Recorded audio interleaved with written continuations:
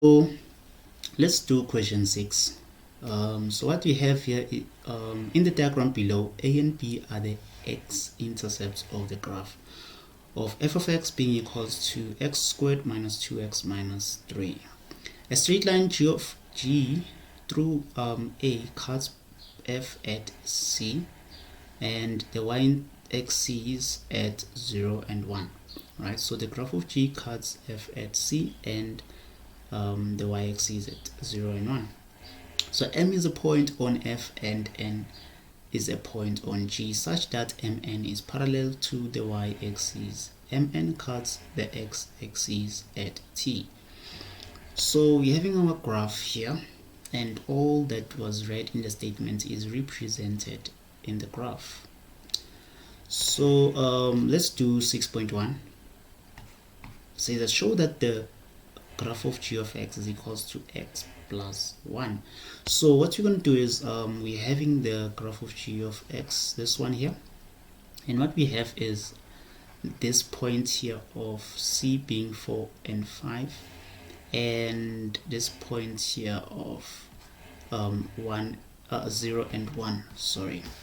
So we can use that information to find the equation of g of x, right? Because the straight line y is equals to mx plus c, and c in this case is equals to 1 because this is a y-intercept when x is equals to 0, so y is equals to mx plus 1. So we need to find the gradient. We can use both points, the point of 0 and 1 and the point of 4 and 5, this one here. So m is equals to change in y over change in x being equals to, so let's say this is x1, y1, x2, this is 4 by the way, and y2. So we're going to start by saying y2 minus y1 over x2 minus x1. So y2 is this one here, which is 5, minus this one here, which is 1, divided by x2, which is 4, so 4 minus 0. So 5 minus 1 is 4 divided by 4, because 4 minus 0 is 4, which is equals to 1. So the gradient is equals to 1. So y is equals to 1 x plus 1. So it's just going to be y is equals to x plus 1. So this is the equation of g of x.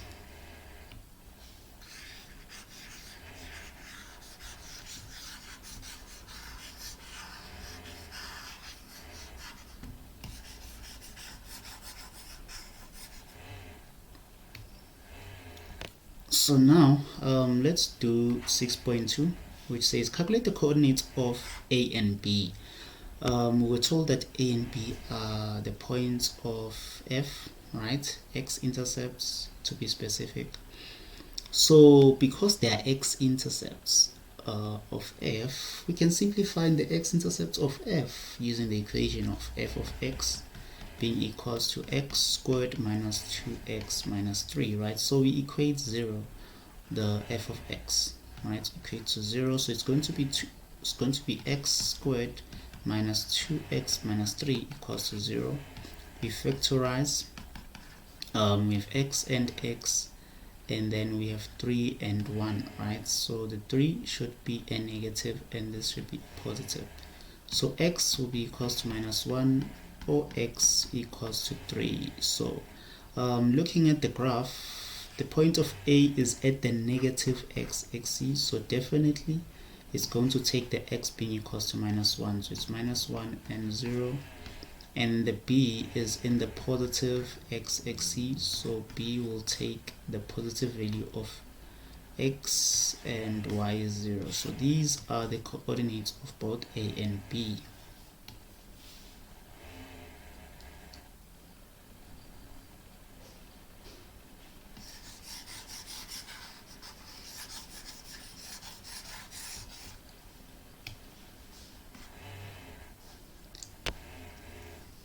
So 6.3 says that we must determine the range of f. So for us to determine the range of f, check here, it says 3 marks. We first need to identify the the turning point, right? Because the range is talking about the y values. It's talking about the movement of the y values, and the central value that we normally use for the range of a parabola is the y value of the turning point. So we need to get that y value of the turning point, and then we identify the range of the graph. So what we first need to do here is we're going to write our equation of f of x being equals to x squared minus 2x minus 3, and find the x value of the turning point, which is minus b over 2a equals to minus, our b is minus 2 over 2, our a is 1, being equals to 2 over 2, which is equals to 1. So finding the y value when x equals to 1 equals to 1 squared minus 2 into 1 minus 3. So you need to get minus 4, right? So this means now that in this turning point of this graph we have 1 and minus 4, right? So the range interprets the y values, the movement of the y values.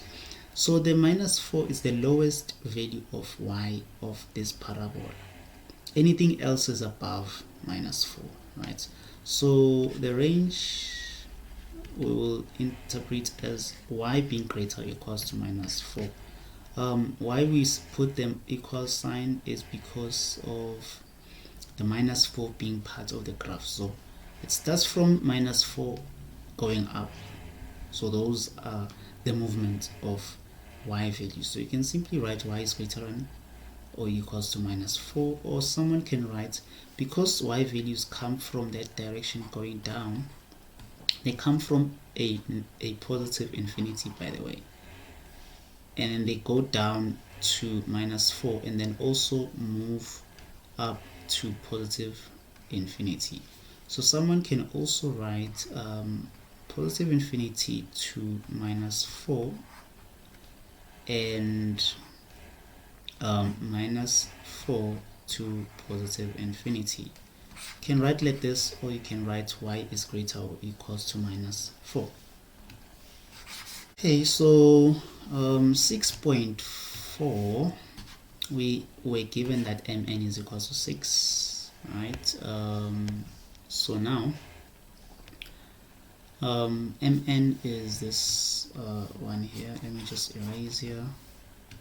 So we are told that mn is equals to 6, so meaning that the distance between this point going down to this point is equals to 6 units, right? Or the length rather. So 6.4.1, determine the length of OT if t lies on the negative x-axis. Show all your working.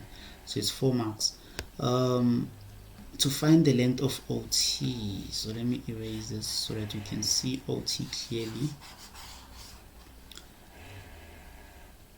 So OT is thus here, it moves all the way there, right?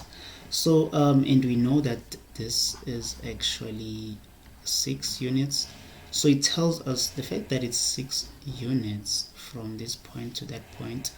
mn equals to 6 units, and we want to identify the value of x at t, right? So for us to find that, we need to say mn is equals to top minus bottom. So what this means is mn is the length, right? And the top is the top function, so the equation of the top function minus the equation of the bottom function. So which function is at the top? It's this one here, the parabola f of x is at the top. So f of x is the top function minus the bottom function, which is this straight line, or which is g of x, right? So mn is equals to f of x minus g of x. So let me write it here. Mn is equals to f of x minus g of x, right? Of which we know our f of x, right, being equals to x squared minus 2x minus 3, and our g of x we found in the previous question to be x plus 1, right? So, and mn we know to be 6 units. So it's going to be 6 equals to our f of x being equals to x squared minus 2x minus 3 minus our g of x plus 1. So it's going to be 6 equals to x squared minus 2x minus 3. The negative multiplies everything inside the bracket, so minus x minus 1. Then we collect the like terms, so it's going to be x squared minus 2x minus 3. Minus x minus 3 minus 1. Transpose the 6 to the other side, we have x squared minus 2x minus x minus 3 minus 1 minus 6 equals to 0. And we add everything up, we have x squared minus 3x.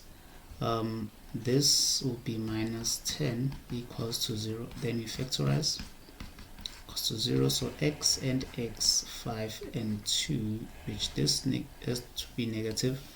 So let me write properly. So it's going to be negative and this would be positive. X equals to minus 2 or x equals to 5. Right.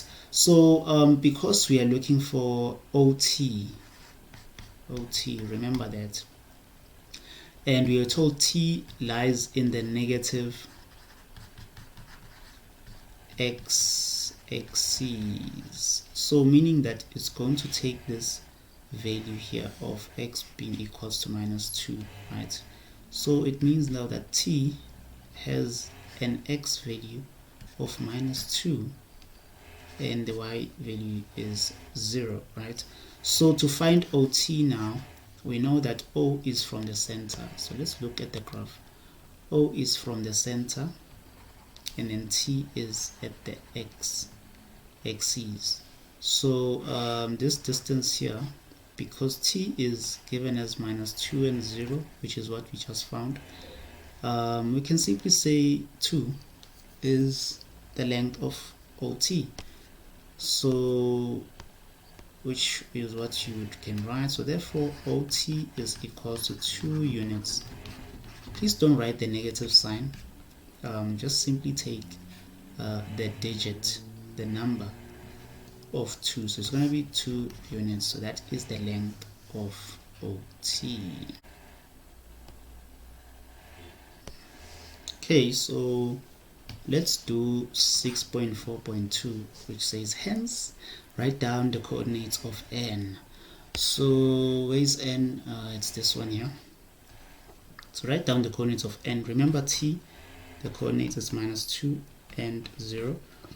So it means n is the same. It's minus 2, but you don't know the y value, right? So to find the y value, because n is touching the graph of g, we'll say the graph of g of x equals to x plus 1. And we want the y value when x is equals to minus 2.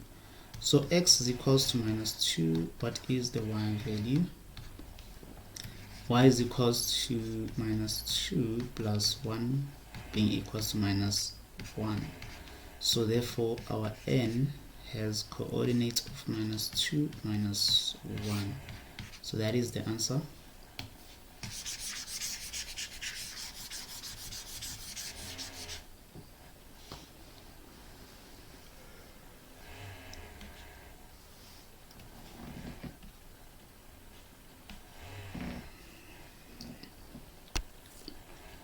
Okay, so now we're going to do 6.5, which says determine the equation of the tangent to f drawn parallel to g. So we want a tangent of f drawn parallel to g.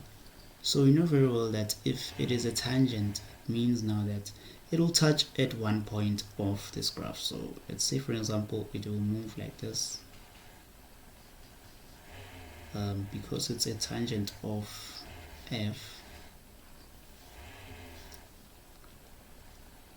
it will move like this, right?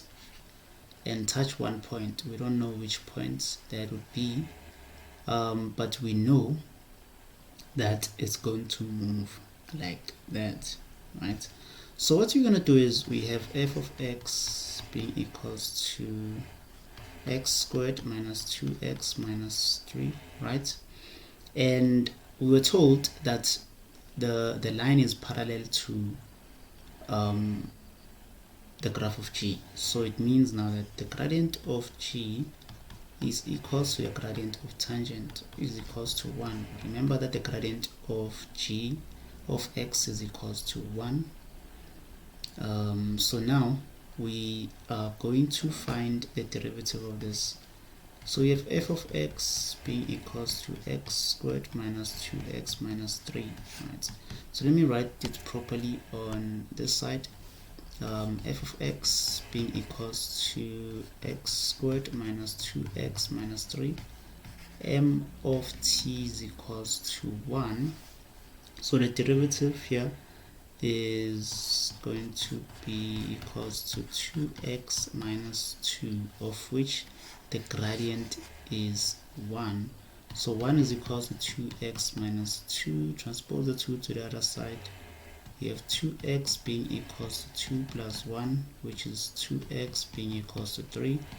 Divide by 2 both sides, so x is equals to 3 over 2. So this is the x value of the graph, or let me just say of the tangent, right? That the x value that touch the tangent. So we now want to find the y value when x is 3 over 2. So we're going to substitute in this graph here, equation rather. So it's going to be 3 over 2 squared minus 2 into 3 over 2 minus 3, right? So you're going to punch this in your calculator and you should get an answer of minus 15 over 4. So we're having our y value. So x of t is equals to 3 over 2. Y of t is equals to minus 15 over 4. So to find the equation of this tangent, we'll say y is equals to mx plus c, of which the y value we have and the x value we have, and we know the gradient of this function is 1, right? So m is equals to 1, y is equals to minus 15 over 4, x is equals to 3 over 2. So we're going to say y is equals to x plus c. We want to find the value of c, so we'll substitute this value of x and this value of y. So it's going to be 3 over 2 is equals to minus 15 over 4 plus c. So transpose this to the other side and you should have 3 over 2 plus 15 over 4 is equals to c. Punch that in your calculator, you should get c being equals to minus 21 over 4, right? Minus 21 over 4 is the value of c. So this is the value of c now. Now we have our equation, right? Because it was y is equals to x plus c, c is equals to minus 21 over 4, so therefore y is equals to x minus 21 over 4. So this is the equation of the tangent.